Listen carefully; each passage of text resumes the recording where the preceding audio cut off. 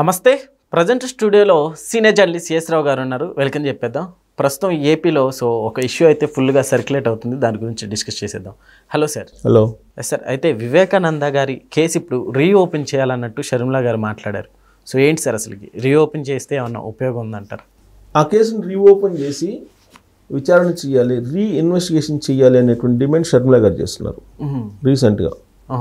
ఎందుకు చేస్తున్నారు అంటే సిబిఐ విచారణ కొనసాగించలేకపోతుంది నిష్పక్షపాతంగా. కాబట్టి రాష్ట్ర ప్రభుత్వానికి సంబంధించినటువంటి దర్యాప్తు సంస్థలకి ఈ కేసును అప్పచెప్పి రీఇన్వెస్టిగేషన్ చేయాలి అనేటువంటి ఒక అభిప్రాయాన్ని షర్మిలా గారు వ్యక్తం చేస్తున్నట్టు పత్రికల్లో వచ్చింది. అంటే ఎట్లా చూడచ్చు సార్ ఇప్పుడు షర్మిలా గారు చేసిన కామెంట్స్? అంటే అక్కడ మనం అనుమానం ఎందుకు అట్లా చేయాల్సి వచ్చింది? ఇప్పుడు వివేకానంద రెడ్డి గారిని ఎవరు మర్డర్ చేశారని అంటే క్వశ్చన్ వేసుకుంటే కనుక సమాధానం ఏది? స్పష్టంగా వచ్చే సమాధానం ఎక్కడుంది? ఇప్పుడు సిబిఐ ఏం చెప్తుంది? వాళ్ళు నిందితులే అని చెప్తుంది. అవినాష్ రెడ్డి కానీ, భాస్కర్ రెడ్డి కానీ, లేదంటే శివశంకర్ రెడ్డి కానీ, ఇలాంటి వాళ్ళందరూ కూడా నిందితులే అని చెప్తున్నారు ఆ షార్ట్ షీట్లో. దానికి నిందితులు ప్లస్ వాళ్ళే చంపి ఉండొచ్చు అని చెప్పి కొన్ని ఆధారాలను ప్రొడ్యూస్ చేస్తూ షార్ట్ షీట్ దాఖలు చేశారు. సుప్రీంకోర్టు వరకు వెళ్ళింది. ఇది హైకోర్టు నుంచి సుప్రీంకోర్టు దాకా వెళ్ళింది. సుప్రీంకోర్టు కాలపరిమితి నిర్ణయించి ఈ పరిమితిలో మీరు ఇన్వెస్టిగేషన్ పూర్తి చేయండి అని చెప్పేసి మెడ మీద కత్తి పెట్టింది సిబిఐ మెడ మీద. దాంతో సిబిఐ విధులైనటువంటి పరిస్థితుల్లో ఎంతవరకు ఇన్వెస్టిగేషన్ చేయాలో అంతవరకు చేసేసి గూగుల్ టేక్అవుట్ రకరకాల సాంకేతిక పరిజ్ఞానాన్ని ఉపయోగించి అవినాష్ రెడ్డి అలాగే భాస్కర్ రెడ్డి గారు సూత్రధారులు అని చెప్పి క్లియర్గా ఆ షార్ట్ షీట్లో పొందుపరిచారు. అయితే అవినాష్ రెడ్డి గారిని అరెస్ట్ చేయగలిగారా సిబిఐ వాళ్ళు? చేయలేకపోయారు. అరెస్ట్ చేయలేనటువంటి పరిస్థితుల్లో అవినాష్ రెడ్డిని సిబిఐ ఉంది. ఎందుకు ఉంది అని అంటే వైఎస్ఆర్ కాంగ్రెస్ పార్టీ ఆంధ్రప్రదేశ్లో అధికారంలో ఉన్నంత వరకు ఏమో అవినాష్ రెడ్డి గారిని అరెస్ట్ చేస్తే లా అండ్ ఆర్డర్ సిచ్యువేషన్ వస్తే మేము అదుపు చేయలేము పబ్లిక్ని అని చెప్పి రాష్ట్ర పోలీసులు చెప్పారు. దాంతో అరెస్ట్ చేయలేదు. అరెస్ట్ చేయకుండా పేపర్ అరెస్ట్ చూపించారు కోర్టుకి. తర్వాత ఆయన బెయిల్ మీద ఇప్పటికీ కూడా ఉన్నాడు, బెయిల్ మీద కొనసాగుతున్నాడు. సరే, ఆయన తండ్రి భాస్కర్ రెడ్డి జైలుకి వెళ్ళాడు, ఆయన కూడా బెయిల్ మీద బయటకు వచ్చాడు. శివశంకర్ రెడ్డి బెయిల్ మీద ఉన్నాడు. వీళ్ళందరూ సాక్షుల్ని ప్రభావితం చేస్తారు అనేది వివేకానంద రెడ్డి గారి కుమార్తె సునీతారెడ్డి గారు చెప్తున్నారు. షర్మిలా గారు కూడా తరచూ చెప్తున్నారు.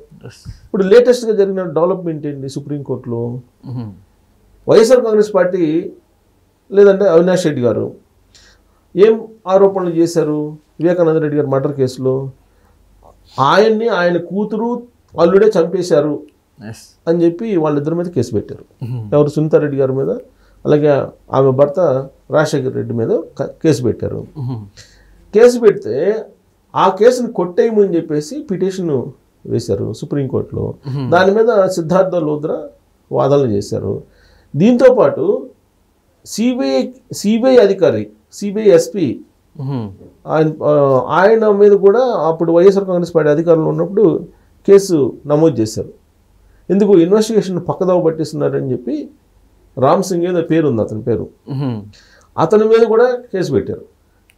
కేసు పెడితే అతని మీద కూడా కేసు కొట్టేయమని చెప్పి సుప్రీంకోర్టులో సిద్ధార్థ లోద్రా వాదిస్తే అటు సునీతారెడ్డి గారు ఆమె భర్త అలాగే ఈ సిబిఐ అధికారి మీద ఉన్నటువంటి కేసులు కొట్టేసింది.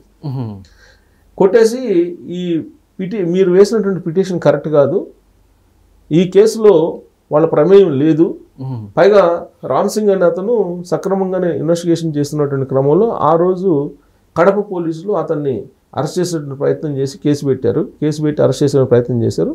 కాబట్టి ఇది తప్పు, నమ్మశక్యంగా లేదు, వీళ్ళ మీద కేసు పెట్టడం అనేది ఆధారాలు లేవు అని చెప్పి కొట్టేసింది.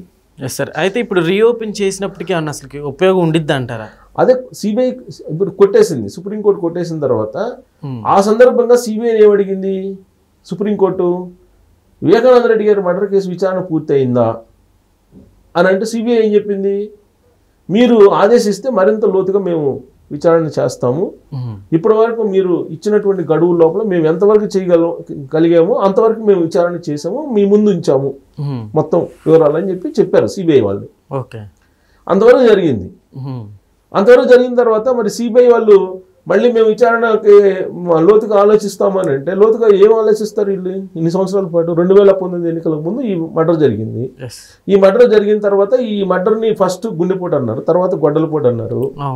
ఆ గొడ్డలపోటు కూడా ఎవరిది అంటే చంద్రబాబు నాయుడు గారిది అని చెప్పి ఆయన చేతిలో గొడ్డలు పెట్టేసి వాళ్ళ పత్రికల్లో వాళ్ళ మీడియాల్లో ప్రచారం చేసుకున్నారు, జనాన్ని నమ్మించగలిగారు.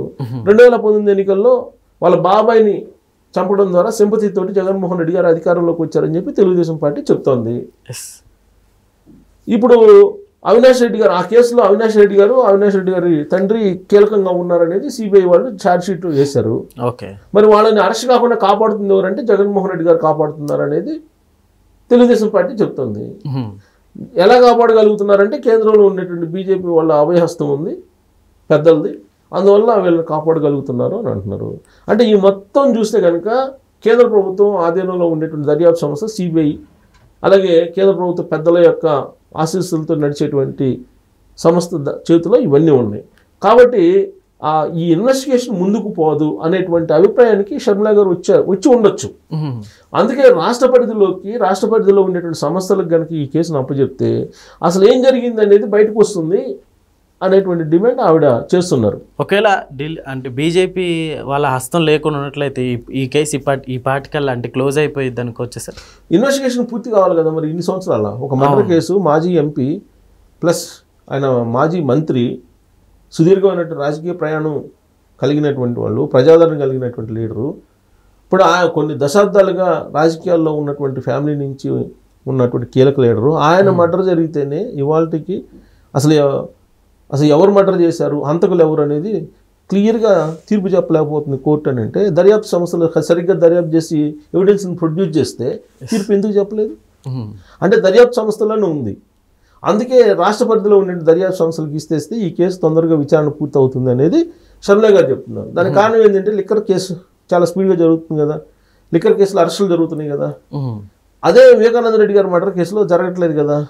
కాబట్టి సిబిఐ నుంచి రాష్ట్ర సంస్థలకి ఇస్తే బాగుంటుంది అనేటువంటి ఒక అభిప్రాయాన్ని ఆవిడ వ్యక్తం చేస్తున్నారు. గతంలో 2019లో మర్డర్ జరిగినప్పుడు రాష్ట్ర సంస్థలే దర్యాప్తు చేసాయి.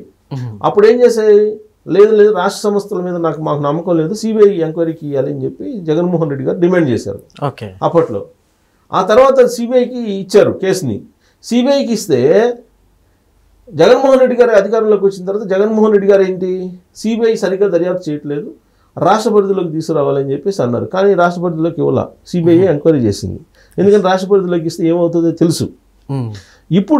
ఇప్పుడు సిబిఐ మీద నమ్మకం పోతుంది. సిబిఐ మీద నమ్మకం పోయినటువంటి క్రమంలో ఇప్పుడు రాష్ట్ర ప్రభుత్వ పరిధిలో ఉన్నటువంటి సంస్థలకు ఇస్తే కనుక దీని విచారణని బయటికి తీసుకొచ్చి మొత్తం ఎవిడెన్స్ని బయట పెట్టే అవకాశం ఉంది. కాబట్టి అదన్నా చెయ్యండి అని చెప్పి ఇప్పుడు అడుగుతున్నారు. సునీతారెడ్డి గారికి అలాగే షర్మిలా గారికి వివేకానంద రెడ్డి గారి మర్డర్ కేసులో ఉన్న హంతకులు ఎవరో తేల్చి వాళ్ళకి శిక్షలు వేయండి అనేది వాళ్ళు చేస్తున్నటువంటి డిమాండ్ మొదటి నుంచి కూడా. అది జరగట్లేదు. అందుకే ఇప్పుడు కనీసం రాష్ట్ర సంస్థలు కన్నా చెప్తే వాళ్ళనే చేస్తారు, సిబిఐకి చేత కాకపోతే అనేటువంటి వ్యాఖ్యలు ఆవిడ రీసెంట్గా చేయడం జరిగింది. ఆ మేరకు రాష్ట్ర ప్రభుత్వం కేంద్ర ప్రభుత్వానికి కూడా లెటర్ రాయాలి అనే ఒక సూచన కూడా చేసినట్టుంది. సో మొత్తం మీద ఏంటంటే వివేకానంద రెడ్డి గారి మర్డర్ కేసు ఇవాళకి కూడా అది ఇంకా తేలనటువంటి కేసుగానే మిగిలిపోయింది. కనీసం ఇప్పుడైనా తేల్చకపోతే కనుక అటు కేంద్ర రాష్ట్ర సంస్థలకే కొంత అవమానకరంగా మనం భావించాలి.